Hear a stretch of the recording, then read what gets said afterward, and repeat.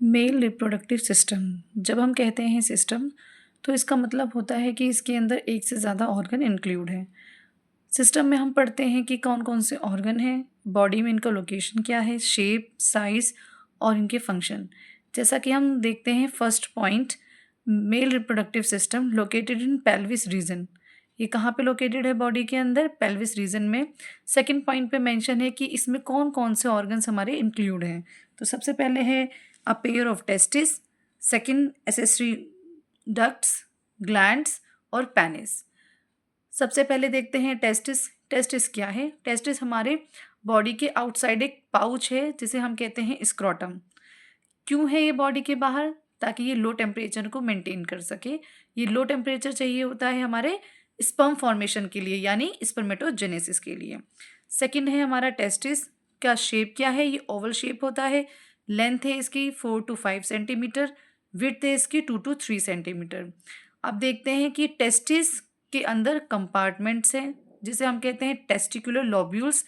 एक टेस्टिस में कम से कम 250 कंपार्टमेंट हैं और एक कंपार्टमेंट के अंदर 1 से लेकर 3 सेमिनिफेरस ट्यूब्यूल हैं, यानी टेस्टिस के अंदर 250 कंपार्टमेंट्स हैं जिसे हम कहते हैं टेस्टिकुलर लोब्यूल्स। और एक टेस्टिकुलर लोब्यूल के अंदर 1 से लेकर 3 सेमिनिफेरस ट्यूब्यूल हैं। ये क्या करती हैं? ये करती हैं स्पर्म को प्रोड्यूस। अब ये जो ट्यूब हैं सेमिनिफेरस ट्यूब्यूल, इसके पास 2 टाइप के सेल्स हैं। पहला है मेल जर्म सेल्स जो हेल्प करता है स्पर्म के फॉर्मेशन में। अब स्पर्म का जब जनरेशन हो गया है तो उसको न्यूट्रिशन चाहिए, तो हमारे पास दूसरी टाइप की सेल है जिसे हम कहते हैं सर्टोली सेल्स। सर्टोली सेल्स क्या करती हैं? ये प्रोवाइड करती हैं न्यूट्रिशन जर्म सेल्स को। Region outside the seminiferous tubules called the interstitial space. Interstitial spaces में क्या होता है? ब्लड वेसल्स होते हैं, इंटरस्टिशियल सेल्स होती हैं और लेडिंग सेल्स होती हैं। लेडिंग सेल्स का क्या काम होता है?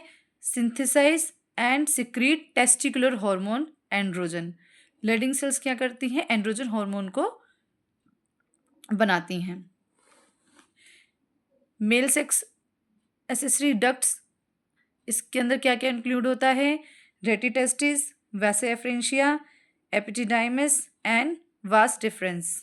सेमिनिफेरस ट्यूब्यूल रेटिटेस्टिस की हेल्प से ओपन होती हैं वासा एफ्रेंशिया के अंदर। वासा एफ्रेंशिया ओपन होता है एपिडिडाइमिस में, एपिडिडाइमिस ओपन होता है वासा डिफरेंस में, और ये बाहर की तरफ ओपन होती है किसमें? यूरिनरी ब्लैडर में।